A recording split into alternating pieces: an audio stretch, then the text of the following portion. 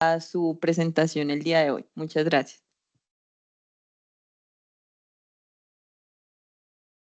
Bueno, hola, buenas tardes a todos. Mi nombre es Sabrina Moore. Yo soy bióloga casi graduada, con énfasis en biotecnología y mercadeo. Y pues voy a hablar un poco sobre lo que hice durante estos 6 meses en mi proyecto de la práctica profesional, haciendo una implementación de protocolos de detección de bacterias y hongos cuarentenarios en arroz, junto con el equipo de patología de arroz. Y pues iniciemos hablando un poco sobre el arroz. Yo sé que pues somos todos del programa de arroz, pero pues siempre está bien dar un poco de contexto. Es el segundo cereal de mayor consumo en el mundo, el primero siendo el trigo, y pues Colombia es el segundo país productor en América Latina y en el Caribe.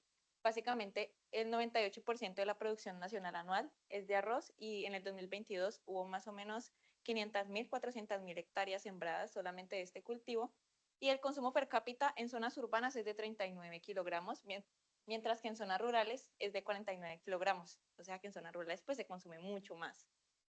Ahora bien, pues voy a hablar un poco sobre las enfermedades más comunes.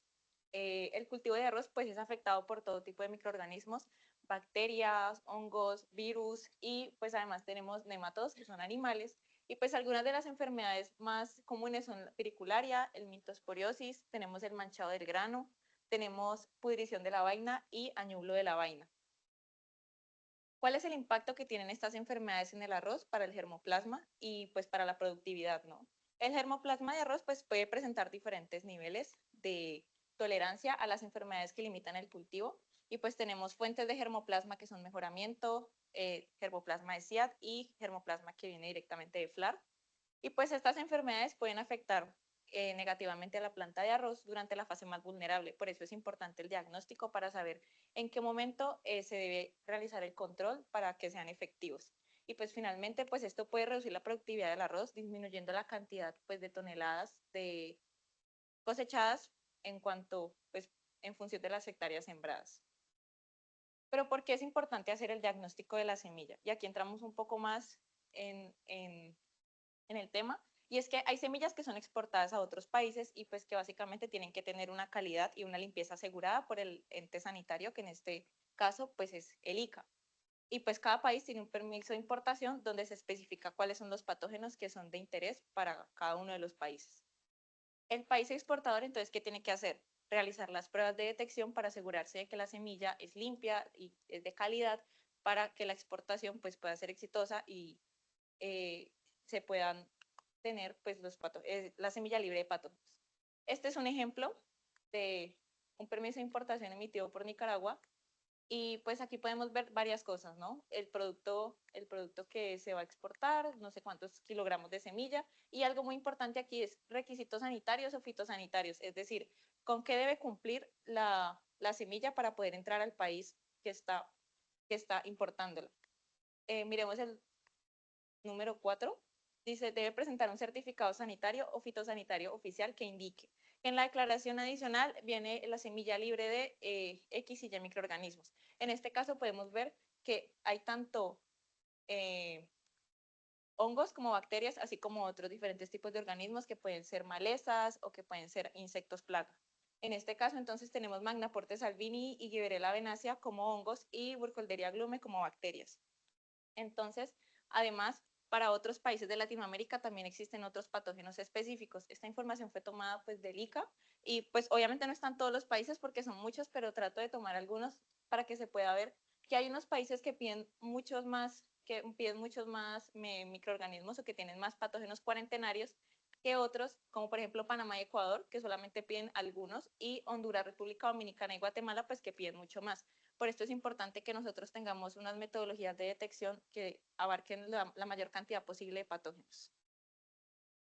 Entonces, ¿cuáles son estos patógenos cuarentenarios en arroz? Como para empezar a explicar un poco, empecemos con las bacterias cuarentenarias, Burkholderia glume, Gladioli, Acidoborax avene, tenemos Pseudomonas fuscovagine y finalmente tenemos Xanthomonas orice, Patovar orice y Patovar orisícola.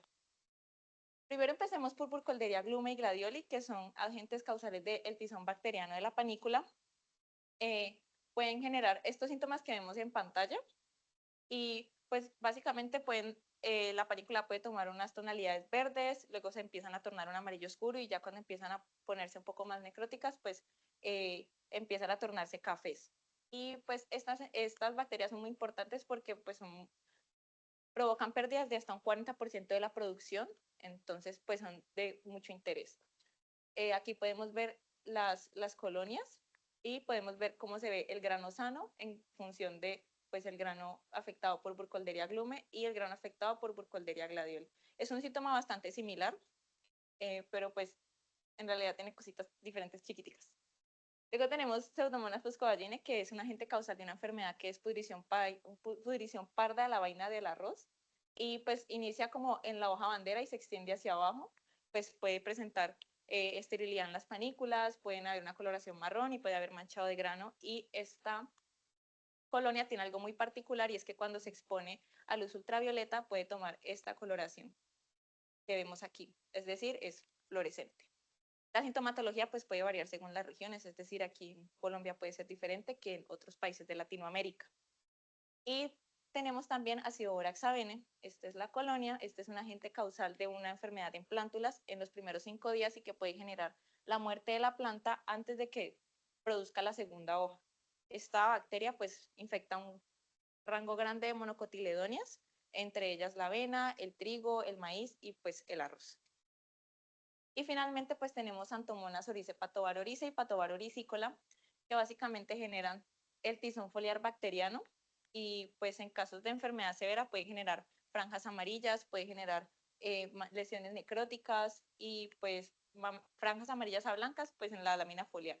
Y también pueden haber este tipo de lesiones acuosas que se producen también en franjas amarillas, pero es muy importante, aquí yo no pongo una foto de la colonia porque en Colombia no está reportada y no hay cepa. Ahora bien, pues un poco sobre los hongos cuarentenarios en arroz. Tenemos Piricularia oryzae, que genera estas lesiones que son como en forma de uso. Tenemos Alternaria padwicki con estas lesiones necróticas en formas circulares en las láminas foliares de las plantas. Tenemos el complejo Sarocladium fusarium, que en conjunto con otras bacterias y con otros microorganismos, pues puede generar estos síntomas de manchado de grano, estas manchas pardas en los tallos o en las vainas. Y finalmente, pues Bipolaris oryzae, que puede generar este tipo de lesiones que son como unas manchas necróticas en las hojas y pues dependiendo de la severidad de la enfermedad pueden ser mayores o menores en cantidad. Ahora sí vamos entonces a qué se hizo. Primero voy a hablar un poco de la metodología de detección para bacterias cuarentenarias. Básicamente, pues la metodología que se utilizó fue la PCR. La PCR es una metodología en la que yo amplifico una región específica del ADN con el fin de conocer si está o no está presente el ADN de la especie de interés.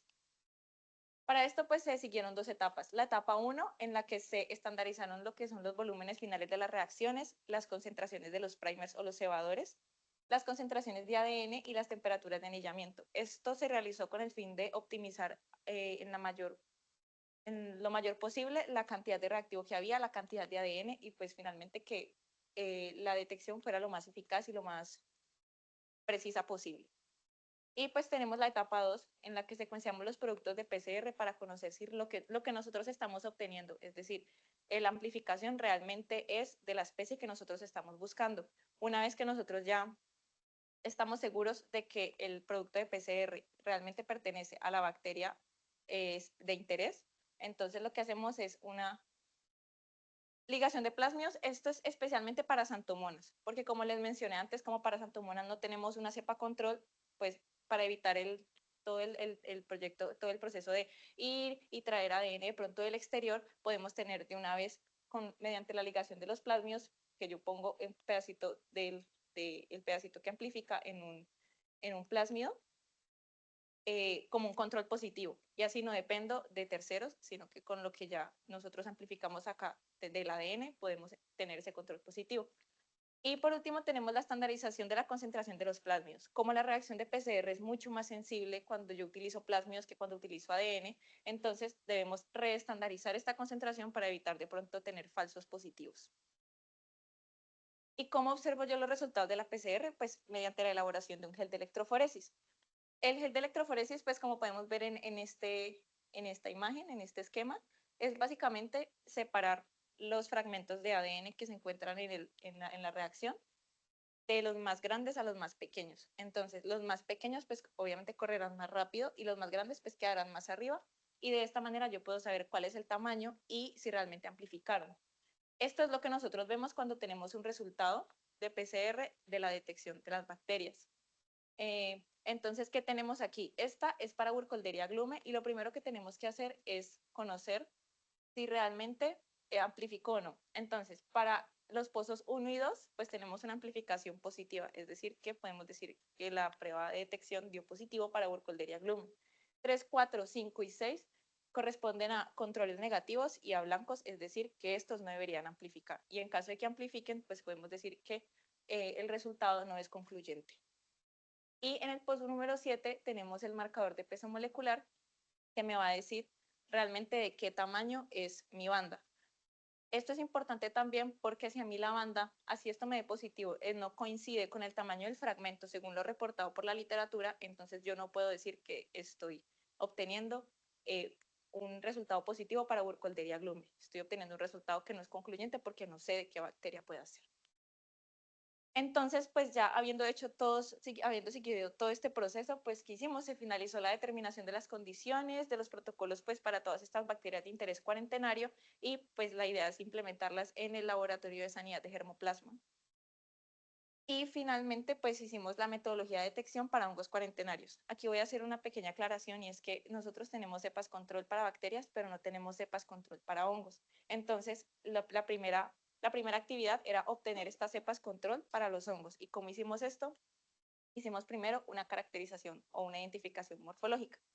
A partir de tejido vegetal, ya sea hoja o sea semilla, empezamos obteniendo unos cultivos mixtos que tenían hongos de diferentes morfologías, de diferentes morfotipos e incluso bacterias y hicimos una purificación de estos cultivos para poder obtener cultivos puros. Y luego se hizo la caracterización morfológica mediante un montaje de microcultivo. Los montajes de microcultivo básicamente lo que nos permiten es que las estructuras de los hongos puedan crecer sobre un cubre objetos para yo mirarlas de la manera de manera que yo no disturbe tanto el micelio y pueda ver estas estructuras de manera más clara en el microscopio. Luego de eso, pues ya teniendo la imagen de las estructuras, pues debo comparar para saber qué es, porque si yo no conozco los hongos, pues debo tener una guía. Para esto sirven las claves taxonómicas. Y en esta parte entra otro proyecto, otra actividad que hicimos, que es la documentación de apoyo o banco de fotos. El banco de fotos básicamente pues es un instructivo visual de los hongos de interés cuarentenario y pues para ser usado como guía a la hora de realizar una caracterización morfológica o de realizar la detección y se utilizaron imágenes de referencia a partir de revisión de literatura, ya sea a partir de claves taxonómicas o a partir de eh, reportes de otros investigadores y también utilizamos imágenes de autoría propia a partir de los aislamientos obtenidos en el laboratorio. Por ejemplo, aquí podemos ver algunas imágenes de alternaria, el Mintosporium, Purpuraria y Fusarium y todo esto pues a partir de los aislamientos que obtuvimos. Y entonces algunos de los resultados de la caracterización morfológica para la obtención de las cepas control son estos dos morfotipos de Sarocladium.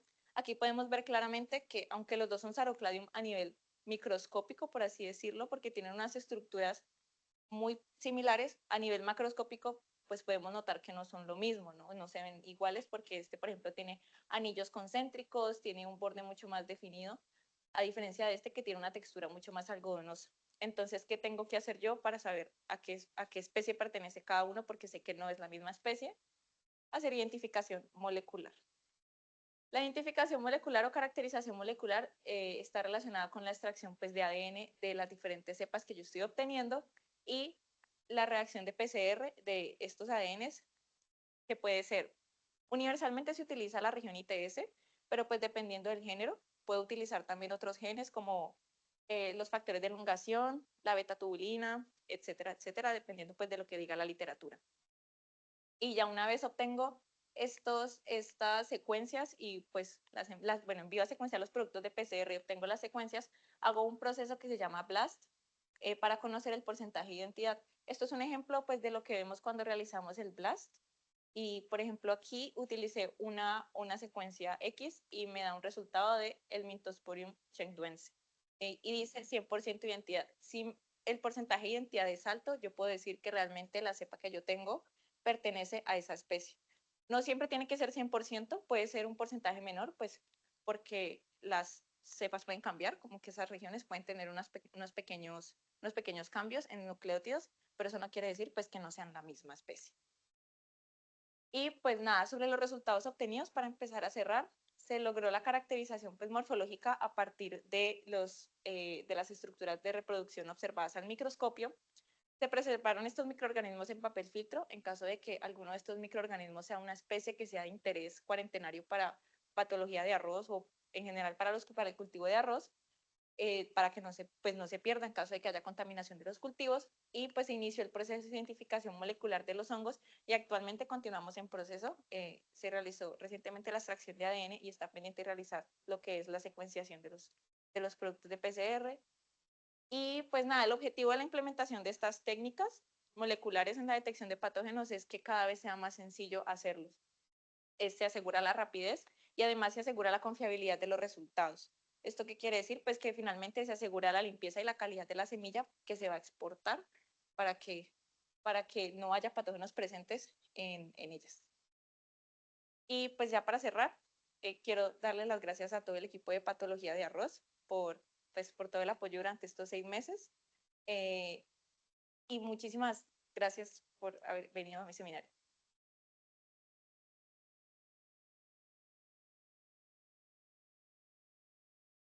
Muchas gracias, Sabrina, por la presentación. Muy interesante. Si alguien tiene comentarios, preguntas por Teams y por sala, dale, Lady. Una pregunta para Santo Monas. Creo que el año pasado hice un envío y como no estaba en Colombia, el ICA dijo como por el decreto tal que no está en Colombia no se le hace prueba. Ahora que ustedes ya tienen como la PCR, ¿sí deberíamos hacer la prueba o todavía no se sabe? Pues sé que hay una resolución que dice que la bacteria no está en Colombia, pero conozco pues que se han hecho pruebas para santomonas, entonces consideraría que sí es necesario realizar la prueba de detección, así la resolución diga que no está presente en Colombia.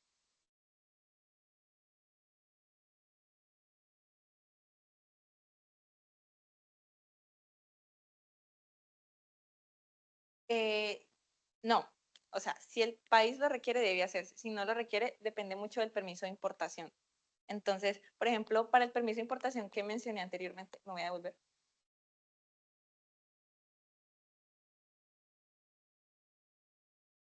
Por ejemplo, para este solamente tendríamos que hacer pruebas para Burkholderia glumi, que es el único patógeno cuarentenario que está requiriendo este país. Yo tengo una pregunta.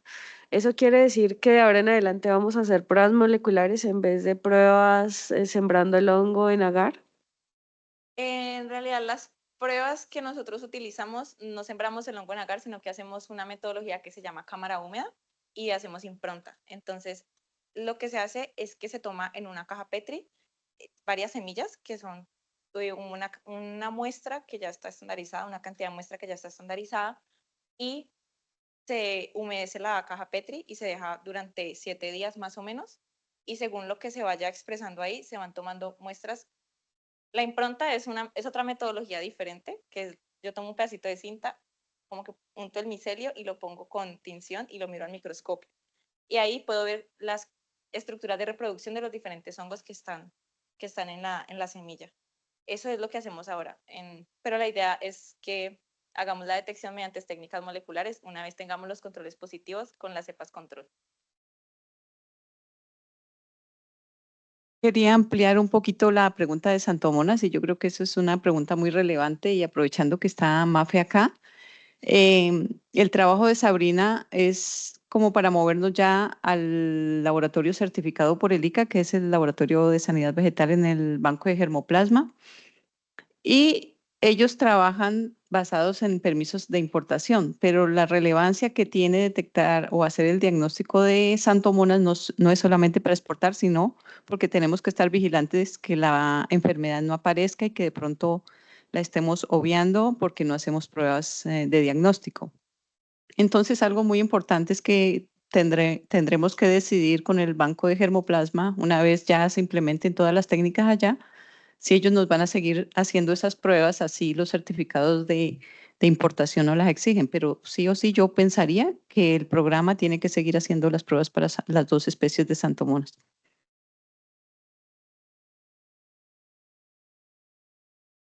Sí, yo pienso sobre todo lo que entra o lo que importamos es fundamental que tenga pruebas santomonas. Entonces, ya que tenemos la herramienta, pues lo mejor es poderla utilizar en forma regular. Sobre todo lo que entra a cuarentena sería fundamental que lo estuviéramos evaluando, solo por mantener el estatus fitosanitario del país.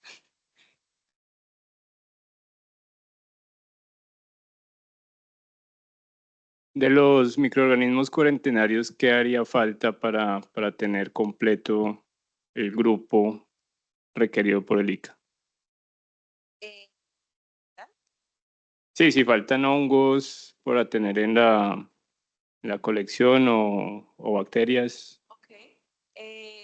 Pues por ahora tengo entendido, sí, que nos hacen falta algunos. Estamos trabajando para poder tener cepas control de todos estos microorganismos. Por ejemplo, pues en hongos, en realidad no tenemos todavía hasta especie, tenemos varios géneros, pero no sabemos en realidad qué especies son, y ese es parte del trabajo. Y pues para bacterias, sí falta completar algunas, voy a poner esta. Por ejemplo, algunas de estas especies de Panthoea agglomerans, o tenemos, bueno, hay otras especies de bacterias que tampoco tenemos cepas control, y pues la idea es poder completar un poco más ese catálogo, entre comillas, de cepas. Yo tengo una pregunta y es si ustedes han podido tener sus controles positivos con plásmido, ¿no es posible tener plásmidos para esos microorganismos que todavía no tienen cepas control? Sí, sería posible si tuviéramos el ADN control. Creo que sería una buena opción poder hacer la ligación de los plásmidos para esos. Pero por ahora nos estamos enfocando en los microorganismos que ya estaban como estandarizados inicialmente, pero en un futuro sería una buena aproximación para... Bueno, de pronto para ampliar un poquito, bueno, y se me olvidaba sobre Santomonas. Santomonas las llevamos haciendo, creo que hace por ahí unos 12 años. No es una técnica nueva, la estamos haciendo hace rato porque importamos el DNA. Antes nos lo enviaba el IRRI, ahora nos lo enviaba Colorado State, y pues la metodología siempre se ha implementado en patología. Ahora se está tratando de mover a plásmidos precisamente por lo que estaba mencionando Sabrina, y es para no depender de que otro laboratorio por fuera nos envíe el DNA control. Entonces, siempre y cuando, por ejemplo, no tenemos todavía Panthoea agglomerans, Erwinia, para movernos a plásmidos, de todas maneras tenemos que importar un DNA de otro laboratorio para tener el amplificado y ahí sí proceder a tener el plásmido. Pero si no tenemos el DNA control de estos microorganismos, no podemos avanzar. Y en cuanto a los hongos, el inventario todavía hace falta completarlo, sino que decidimos como darle prioridad a los que más se solicitan en Latinoamérica para poder lograr que el Laboratorio de Sanidad Vegetal registre al menos ese primer grupo ante el ICA y se puedan ir implementando. Y después, cada vez que tengamos una nueva cepa, hay que hacer una nueva solicitud al ICA porque sería una nueva prueba que el ICA necesita registrar. Entonces no queremos como bloquear todo el proceso, sino que queremos avanzar al menos con lo que ya se tiene. Para el caso de nematodos, En realidad no tenemos mucha experiencia con nematodos y definitivamente es difícil porque es una metodología completamente diferente y realmente hasta ahora no he visto una prueba molecular para nematodos. Se hace es una prueba para de tratamiento físico realmente para que salgan los nematodos allí y visualizarlos. Pero sí, yo creo que hasta allá no sé, no hemos hecho nada para nematodos, esa es la verdad.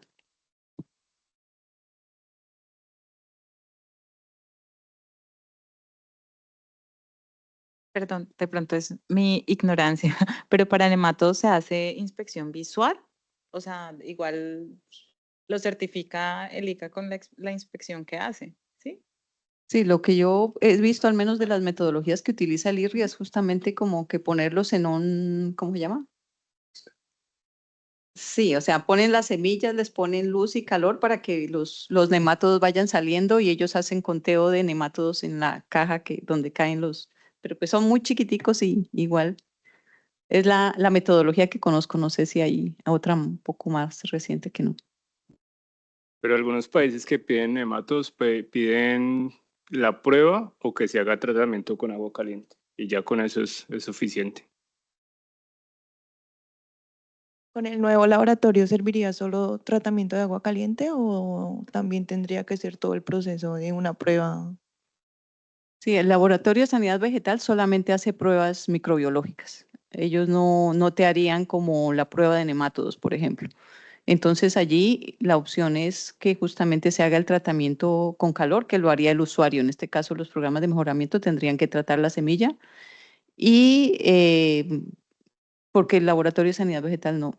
Pensaría que si vamos a incluir nemátodos, hay que estandarizar la metodología, hacer todo el proceso que les mencionó Sabrina y es estandarizar la metodología como arroz y después irla a implementar al laboratorio y cuando ya cumpla con todos los estándares de calidad del Laboratorio de Sanidad Vegetal de Germoplasma, allí ellos pasarían la solicitud al ICA para que les registre esa prueba. Entonces, sí, pensaría que es algo adicional que les estaríamos pidiendo. ¿Alguna otra pregunta para Sabrina? ¿Saben? No, sí, iba a preguntar si en la mayoría de los permisos de importación casi es muy raro que uno encuentre pruebas para nemátodos. O sea, casi son pocos los países y es más aún, casi nosotros lo hacemos siempre es por mantener por mantener más nuestro estatus de buenos socios que prácticamente una exigencia. Y yo creo que en eso que está allí, casi ninguno de esos permisos lo está exigiendo, ¿sí o no? En Francia lo están exigiendo. Son muy pocos.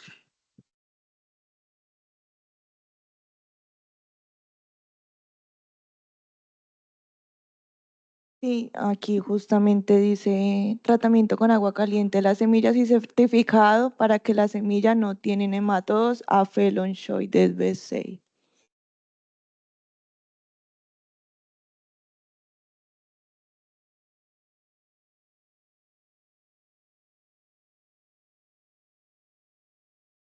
Nosotros hacíamos la metodología, es que como dice don James, es poquito los países que piden y nosotros la evaluación de nematodos la habíamos dejado de hacer como del 2014, sino que Mauricio llegó con el de Guyana para hacer prueba de nematodos y lo que nosotros leíamos era lo mismo, lo de dejarlo 24 horas, descascarar la semilla y de ahí observar por el microscopio. O sea, solamente así de observación, detección en sí, no molecular. Entonces, pero lo de la prueba de calentamiento, no sé si ya tocarías con el ICA preguntar si sirve solamente la prueba por calentamiento o la prueba que nosotros hacemos de detección. Es que, es como lo que entiendo, ellos no están pidiendo, ellos piden exactamente que se trate con agua caliente. O sea, no, o sea, lo único, yo creo y creo que la literatura dice que ese tratamiento es suficiente para eliminar los nematos de la semilla. Entonces, lo que uno necesita, y es lo que nosotros hacemos en certificación, en presencia del funcionario del ICA, hacer esa prueba de tratamiento de calor para certificar que la semilla va libre de nemato.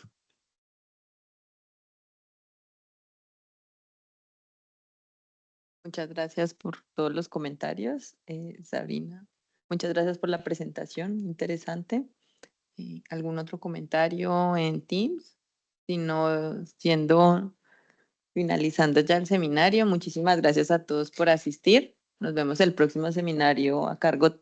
Seguimos con toda la línea de patología, otros 2 seminarios de patología.